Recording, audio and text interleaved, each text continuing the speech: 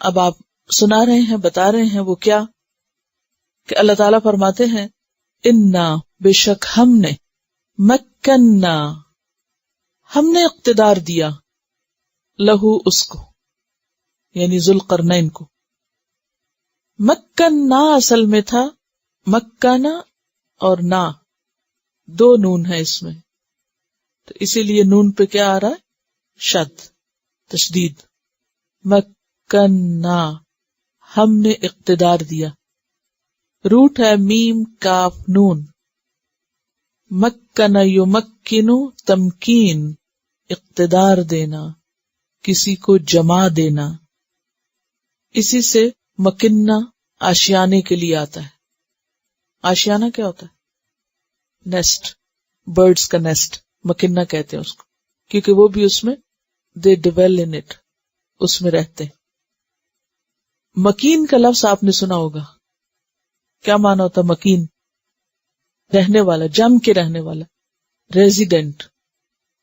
اور یہاں مکننا صرف جم کے رہنے کے معنوں میں نہیں بلکہ اقتدار دینے کے معنوں میں، یعنی جماؤ عطا کیا، اقتدار عطا کیا. انا مکننا لہو فی الارض، ہم نے اقتدار عطا کیا اس کو زمین میں. وآتیناہ، اور عطا کیا ہم نے اس کو من کل شیء، ہر چیز میں سے، سببا، سبب. سبب کا لفظی معنی ہوتا ہے رسی، ذریعہ، سامان کے لیے بھی آتا ہے. سبب کا لفظی معنی رسی، جس سے درخت پر اوپر چڑھا اور نیچے اترا جاتا ہے. اسی سے پھر ہر وہ چیز جو دوسری چیز تک رسائی کا ذریعہ بنے. ہر وہ چیز جو دوسری چیز تک رسائی، رسائی کس کو کہتے ہیں؟ پہنچ، ریچ، اس کا ذریعہ بنے. خواہ حسی ہو یا مانوی، سبب صرف حسی نہیں بلکہ مانوی بھی ہو سکتا ہے. حسی کا معنی کیا ہے؟ جیسے آلات ہیں، ٹرانسپورٹیشن ہے، کوئی بھی چیز جو فزیکلی ہمیں نظر آتی ہے سبب بنتی.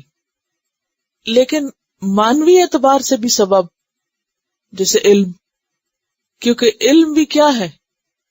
استاد کو کیا کہا جاتا ہے؟ سیڑھی،